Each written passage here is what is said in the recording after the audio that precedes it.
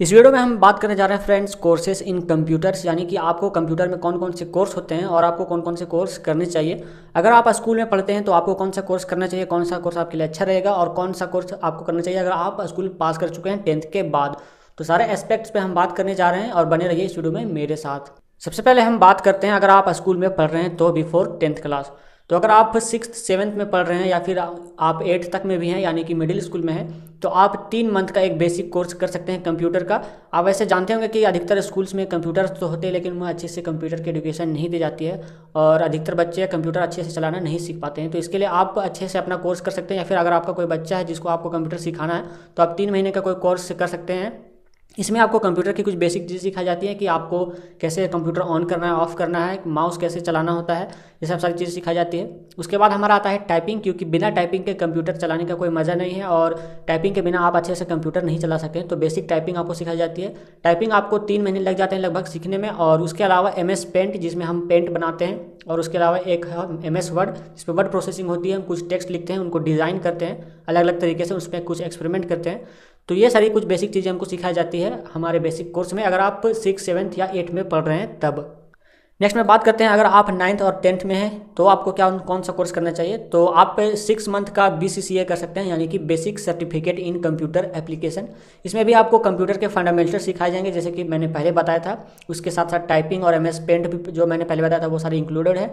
MS word सिखाया जाता है। इसके अलावा एक और चीज़ यहाँ पे नई ऐड होती है जिसको बोलते हैं MS एक्सेल। यहाँ पे आप देख सकते हैं MS एक्सेल सिखाया जाता है। यहाँ पे आपको बेसिकली MS एक्सेल में आपको डेटा के साथ काम करना होता है। अगर आप पहले कभी देखे होंगे शीट्स, एक्सेल शीट्स, तो आपको पता होगा। उसके अलावा इंटरनेट की बेसिक चीज़ें आपको सिखाई जाती है कि इंटरनेट कैसे एक्सेस किया जाता है, कौन कौन सी साइट्स होती हैं, कैसे ईमेल भेजा जाता है और सर्च कैसे की जाती है कोई भी इन्फॉर्मेशन को इंटरनेट में। ये सब सारी चीज़ें बेसिक चीज़ें आपको सिखाई जाती है। और आपको फोटोशॉप का भी कुछ बेसिक ज्ञान दिया जाता है कि फोटोशॉप में कैसे आप फोटो एडिट करते हैं। बेसिक एडिटिंग आपको यहाँ पे सिखाई जाती है क्योंकि फोटोशॉप काफ़ी ज़्यादा बड़ा सॉफ्टवेयर है। तो ये हुई स्कूल की बात। अब हम आगे चलते हैं और अब बात करते हैं 10th के बाद, यानी कि आप अगर स्कूल आप पास कर जाते हैं तो आपको कौन सा कोर्स करना चाहिए। तो इसके लिए आपके पास आता है 6 महीने का कोर्स जिसको बोलते हैं DCA, यानी कि डिप्लोमा इन कंप्यूटर एप्लीकेशन।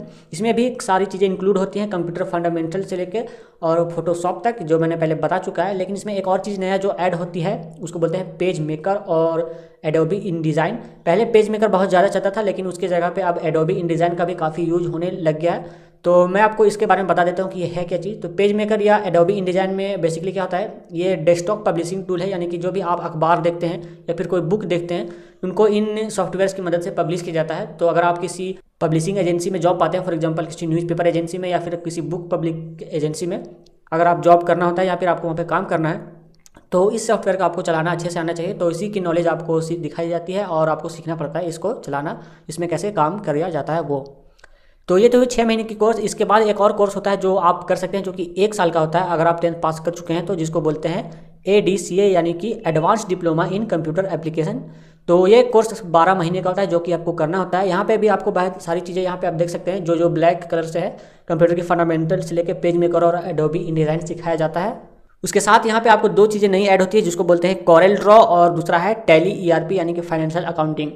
तो दोनों को मैं बताता हूँ जो रेड कलर में है, क्योंकि बाकी की पहली चीज़ें मैं आपको बता चुका हूँ। कॉरेल ड्रॉ में बेसिकली आपको वेक्टर्स बनाना होते हैं, जैसे कि आप कोई भी किसी भी लोगो को बनाना होता है, कोई भी फोटो एडिट करनी होती है, कुछ भी आपको प्रिंट करवाना होता है जैसे शादी के कार्ड्स, उसके लिए कुछ डिज़ाइंस अगर बनवाना है तो वो चीज़ें आप कॉरेल ड्रॉ सॉफ्टवेयर में बनाते हैं और वहाँ पे आपको सीखना पड़ता है। जैसे कि आप देखते होंगे जब भी आप शादी का कार्ड छपवाने जाते हैं या फिर किसी भी तरीके की लोगो बनवाने जाते हैं अपनी कंपनी के लिए या अपनी दुकान के लिए, तो उन सब का जो बनाने का काम होता है वो कॉरेल ड्रॉ सॉफ्टवेयर में होता है। और बात करें अगर टैली की, तो टैली एक अकाउंटिंग सॉफ्टवेयर है। इसमें हम बिजनेस से रिलेटेड चीज़ों के काम होती है और इसमें टैक्स से रिलेटेड चीज़ें की काम होती है। तो ये सब बेसिक चीज़ यहाँ पे आपको सिखाई जाती है।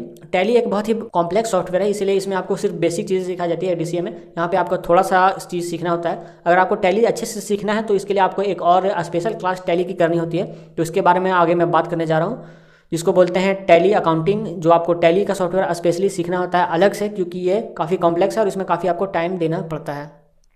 तो बेसिकली टैली में आपको सिखाया जाता है अकाउंट से रिलेटेड इंट्रोडक्शन दिया जाता है, सॉफ्टवेयर का इंटरफेस आपको समझाया जाता है कि इसको यूज कैसे करना है। और ये सारी चीज़ें जो आपको यहाँ पे लिखी हुई है, फॉर एग्जांपल वाउचर एंट्री या स्टॉक मैनेजमेंट, पेरोल सिस्टम, ये सारी चीज़ें आप यूज करिएगा तो आपको पता लग जाएगा। बेसिकली इसमें आपको बिजनेस से रिलेटेड चीज़ों से ही लेना देना रहता है। फॉर एग्जांपल अगर स्टॉक मैनेजमेंट की बात करें तो हर दुकान में या हर किसी बिजनेस में एक स्टॉक होता है माल का, तो उसको कैसे मैनेज किया जाता है और आप कैसे उसको अपडेट कर सकते हैं सॉफ्टवेयर की मदद से अगर वो कहीं पे शिफ्ट हो जाता है। तो ये सारी चीज़ें आपको समझनी पड़ती है और सीखनी पड़ती है, और साथ ही साथ आपको वैट और टैक्स से रिलेटेड चीज़ों को भी कैलकुलेट करना होता है। तो वो काम आप टैली सॉफ्टवेयर की मदद से कर सकते हैं। तो ये था मेरा वीडियो बेसिक चीज़ों पे कि क्या क्या कोर्सेज होते हैं कंप्यूटर्स में।